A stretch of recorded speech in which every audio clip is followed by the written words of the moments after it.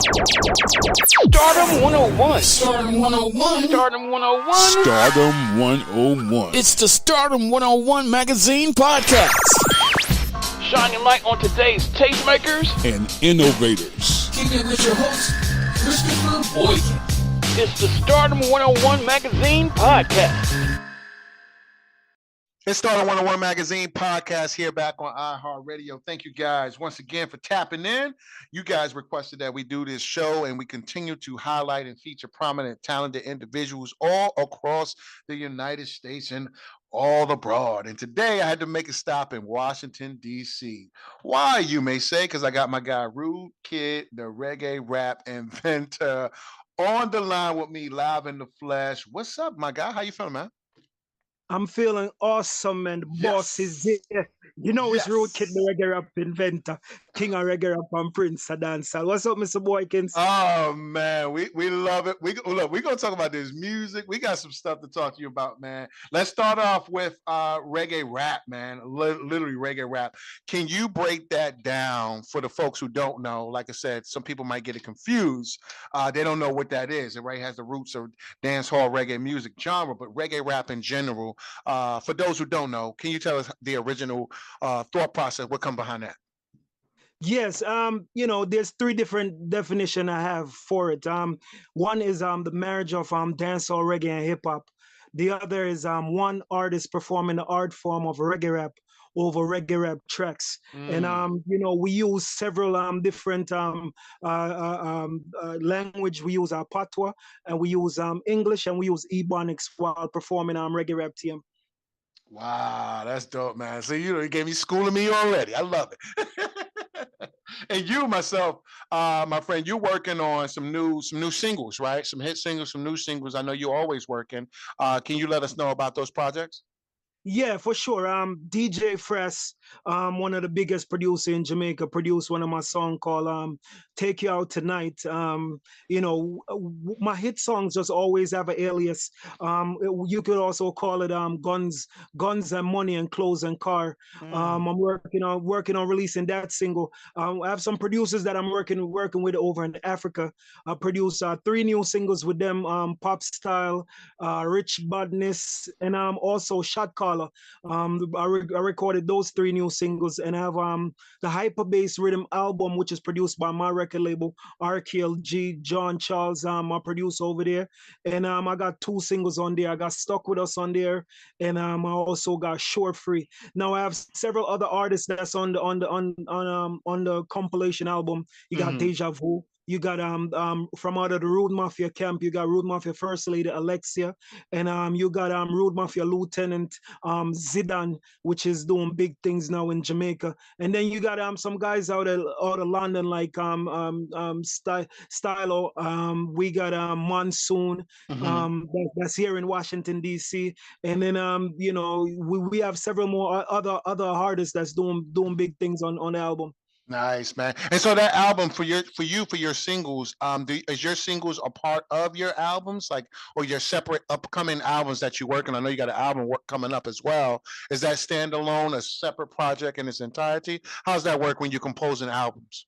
Well, what I'm gonna do, I'm gonna put 20 singles on the debut album, which is Infamous Millionaire. So you know, you have heard me on 3 mixtape album: the Bossa Rude Mafia Part 1, the Bossa Rude Mafia Part 2, and Sutherland's 1.0, which is Blood Cousins, which stars me and my famous Sutherland cousin Popcorn Sutherland, and then I also featured one of my Billboard cousin Nadine Sutherland. So you heard me on those 3 mixtape, and you heard me on the major radio station. So we're gonna take the hits. We're gonna take the hits from those 3 albums plus the new singles, the new singles that we have that I'm recording. So the Hyper Bass Rhythm album is by itself, but we're gonna also include it on the Infamous Millionaire album. Nice, man. The music business, and you know this, and I know this, it's changed, it's evolved, and I see the rise of like Afro music right now, the different genres, the different things popping off.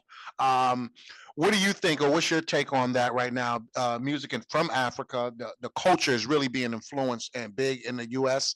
now, as well as young in the UK, all around the world. What's your take on that? What do you think that's going to continue to grow, expand, or we kind of reach the top level of prominence of where it's at right now? I think Afrobeat has reached the top level of prominence. Now, I don't know how much it could expand further than that, but I think it's reached a level of prominence because I've been seeing it growing. There was three genres. There was my genre, reggae rap, TM, that came out first, and then you had the Moombaton guys, DJ Dave Nada over there, and then you have the Afrobeat guys, and Afrobeat really came on the scene, blew up big time with Davido and Burna Boys and Wizkid and those guys. But I think it has reached a level of prominence which it can reach because I've been all overseas in Africa, and we have some. Well, you have some other countries that's doing their version. They have dancehall in Gambia and dancehall in Zimbabwe. Dancehall in Zimbabwe. So they have their version of Afrobeat that's coming also. Nice. But I think Burna Boy and those guys are like the giant of the industry right now. Nice. For you, brother, I know outside of the music, which you really have very, very strong influence, entrepreneurship is also a part of what comes from you. Can you tell me about your entrepreneurship career right now? I know you got some projects and some things that you invest into. How big is that for you, that other side of you as well, too? Well, it's major for me. Now, initially, I started off as an artist and a soccer player. So I've been an artist from 7 years old, and also started practicing soccer at Jamaica under 12 at 12 years old. I went out for Jamaica under 12. But at 17 years old, Steve Mariotti, the founder of Nifty, the Network for Teaching Entrepreneurship, came to Washington, D.C. I was in a program called DECA Marketing. Most of you guys know DECA. I was Mr. DECA. But however, the principal of the school, Theodore Roosevelt High School, and my DECA teacher was like, Denton has to be in this program. So David Koch from Koch Industries, those guys over there worth $100 billion. They donated $1 million to start Nifty DC division. Nice. And I kicked off Nifty with Nifty DC with Steve Mariotti. I spoke, I cut the ribbon, and the mayor was there and everyone was there. So I started out entrepreneurially in Washington DC at 17. So initially I wanted to see how to market myself as an artist. So my first business plan was a 4-pronged business plan. Rude Kid Productions. If you don't look good, we don't look good. If you look good, I look good. So basically, it's a record label. It's a retail fashion. It's a retail fashion company, and it's also a retail fashion manufacturing, fashion design company, and also a non-profit. So we bought and sold clothes to the community at affordable price, rare name brand apparel to the community at affordable price. At 17 years old, wow. After graduating, I started off with $50. This is what I call classic entrepreneurship. I'm in the class with 40 students. They give each student $50 to start a business. So we all go to the wholesalers. We purchase wholesale goods. I purchase oil. I purchase scarves. I purchase watches. And the teacher said, "Listen, Denton, the person that sells the most is going to get an A for this semester." I took $50 and I made $198. So wow. I made $198 and I got an A+ for that semester. Then I won the regional business plan competition, the class competition, and regional business plan competition. Unfortunately, when I graduated, my father had put me out after performing with Bounty Killer in Caperton at 17. I came home one night, 5 a.m., saw my clothes on the porch, so I thought. So I left home at 17 with an all-star our state's soccer title. I left school 3.8 GPA average from Theodore Roosevelt and a scholarship. I left home at 17 homeless. So while I should be looking for a college to go to, I was looking for somewhere to live. So for 3 months, I was homeless. But the only thing, you never see me shabby. You know, like Lloyd Banks say, yeah, I'll be damned if I'm bumming. You always see me in name brand clothes, Adidas suits. You know, I was wearing all the name brand stuff. So you never knew I was homeless. But you know, I would perform during the night. And then you know, I worked at Zalco marketing firm. I worked at McDonald's, and I worked at I worked at AMC Theater. So I saved up $250 for my McDonald's job, and my nifty director Julie Sillard, she gave me $250, loaned me $250, and I relaunched Rude Kid Productions. I went to New York wholesalers this time, not DC wholesalers. Rude Kid Productions. Then 2 years later, I won the Young Entrepreneur of the Year, and this is when I got what I call a Sweet 16. I got an influx of media in. You know, first in New York, CNN interviewed me with David. They featured me with David Koch. Then I got interviewed with Lou Dobbs, Money Matters. Then Wall Street Journal featured me. Then Inc. Magazine featured me. Then I came back to Washington, and then everybody featured me. Pat Lawson. You know, David Ains is calling from WPGC, Washington Post, Washington Business Journal. This is what I call a Sweet 16. So, you know, that's my first business that I developed. Then I launched Vibez Universal LLC with $20,000. Then, you know, from Vibez Universal came the imprints, VUP, which is my design firm, which did 830,000 in the DC market, and also we owned 70% of the DC school photography market. So, you know, and then from Vibez Universal came the second imprint. I brought Elephant Man to America to perform. And I was about to buy him what we promoted as Perdium. I was about to buy him some fish. And he said, every time I come to America, I eat fish. I don't eat fish anymore. Yeah. So the idea dawned on me. The idea dawned on me. I was like, Celebrity Style Catering. Let's start this company called Celebrity Style Catering to offer a plethora of food. To the celebrities. So, you know, of course, I created Celebrity Style Catering. I call this the second partner. Back then, she was my girl, but she was a chef from Stratford University. So I called her. I was like, you know, I want to start a catering company. She was like, yes, I would do it, but I'm gonna need help. So a couple of months later, I have a couple of venture capitalists. Mark Grovick wanted me to go to the Robert Dingman School of Business, but let's start off with Microsoft seminar. So I went to the Microsoft Business Plan seminar. I ran into Malika Lindsay, the former partner Malika Lindsay, and I asked her if she want to join Celebrity Style Catering, and she said yes. And you know, we launched May 5th, 2002 at the prestigious Marriott Wardman with $3,000. You know, I put up most of the money, majority of the $3,000. Malika came in with the equipment, and my girl, and my former partner, she came up with some of the money also. Nice. So, you know, so that was the second imprint, and now it's one of the major companies that I'm pushing right now. Celebrity Style Catering, excellent service, great tasting food.